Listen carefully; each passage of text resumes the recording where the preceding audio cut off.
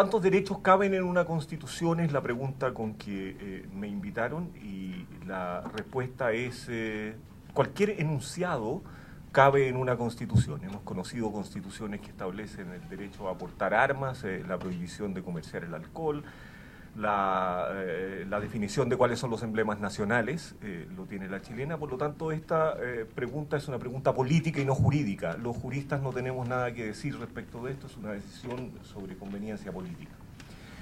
Pero quisiera postular de que en la Carta Fundamental debieran entrar solo aquellos que son precondición de la democracia, y que no son tales los derechos importantes, pero que no la configuran, como pueden ser el derecho a la identidad, los derechos entre cónyuges, los derechos reproductivos, como tampoco ha estado ni siquiera en las épocas más liberales el pacta sunt servanda, o sea, los contratos deben cumplirse. Creo que es un derecho fundamental para que funcione una economía de mercado, y nadie pretendió nunca llevarlo a la Constitución. Me parece que pensar que todos los derechos puedan estar en la Constitución es olvidar que se trata de una Constitución política.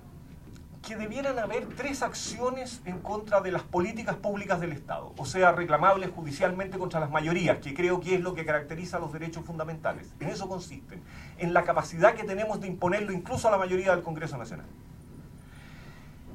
Cuando la política sea discriminatoria, ese es un primer caso que me parece a mí que debiera ser posible reclamar los derechos económicos sociales.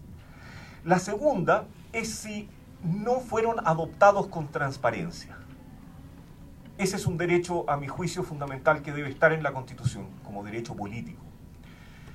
Y el tercero, también es un derecho político, si no se han adoptado con la participación que la ley establezca. Si concordamos entonces en darle más aire a la política, en que ésta debata los modelos sociales y no la Constitución, y que más bien hay que entrarle a la Constitución con una goma y no con un lápiz. ¿Será condición necesaria y suficiente no judicializar los derechos económicos sociales? No, yo creo que es una condición necesaria, que el proceso constituyente debiera acompañarnos en una convicción mayor de que eso debiera radicar en la política, porque el enfermo es la política y no los derechos, en la Constitución de 1900, la Constitución que nos rige.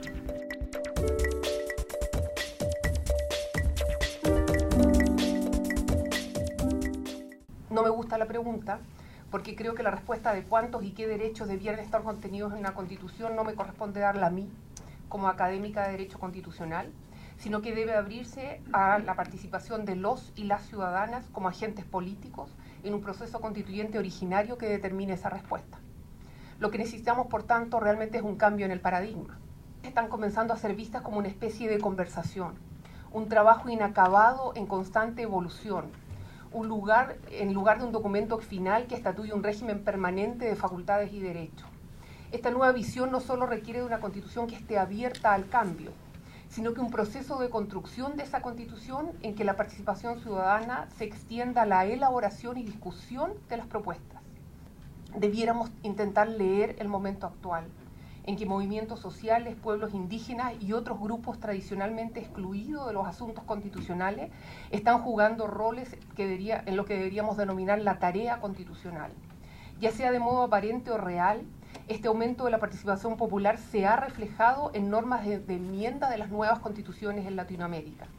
Estos mecanismos incluyen la posibilidad de que ciudadanos inicien un proceso de reforma constitucional mediante la recolección de firmas, la posibilidad de redactar una reforma constitucional que luego sea sometida a la ciudadanía en referéndum, llegando inclusive a la posibilidad de que mediante la recolección de firmas se convoque una asamblea constituyente. Si suponemos que la cultura podría, y propongo esta definición, que en realidad incluye los aspectos internos y externos, es esa compleja globalidad que incluye el conocimiento, las creencias, el arte, el derecho, la moral, las costumbres y toda otra capacidad y hábitos adquiridos por las personas como miembros de una sociedad.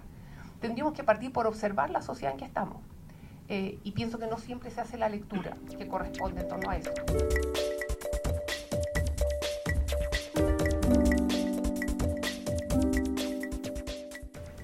Porque pareciera que estuviéramos discutiendo sobre si insertar un determinado derecho a la Constitución significara la inserción de una regla que después, mediante una aplicación, un razonamiento jurídico, no político, va a tener el efecto de calificar como lícita o ilícita alguna determinada decisión de una ley o algo así. Y entonces, claro, esa discusión sobre esa norma que tendría ese efecto de calificar como lícito o ilícito jurídicamente a una decisión legislativa, por ejemplo, es importante, porque queremos saber qué decisiones legislativas van a ser ilícitas. Pero nunca ha sido así. Constitucional es plástico, está diciendo algo del lenguaje, cuando es constitucional, o sea, del lenguaje o de lo constitucional. Si fuera del lenguaje, esto afectaría a todas las normas expresadas en lenguaje, y hay una larga tradición de la teoría del derecho que insiste eso, pero yo creo que eso es un error. Cualquier cosa que esté en la Constitución va a ser interpretada plásticamente, porque la manera que tenemos de entender la Constitución es atribuirle sentido político, y el sentido político es un sentido que está siempre en disputa.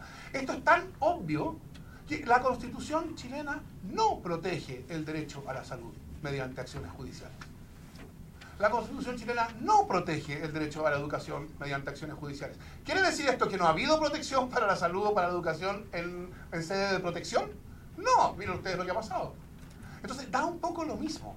Pero cuando los norteamericanos en su declaración de independencia dijeron: sostenemos como verdad evidente que todos los hombres nacen dotados de derechos irrenunciables, entre los cuales están la vida, la libertad y la búsqueda de la felicidad, no estaban hablando de cotos vedados, estaban diciendo: no somos súbditos, somos ciudadanos. Estaban hablando del estatus de ellos.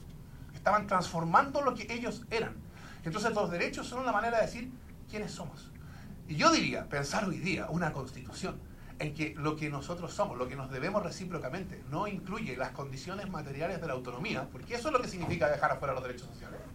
Es negar que las condiciones materiales de la autonomía son parte de lo que nosotros entendemos por ciudadanos. Estoy terminando. Es retroceder 2 siglos.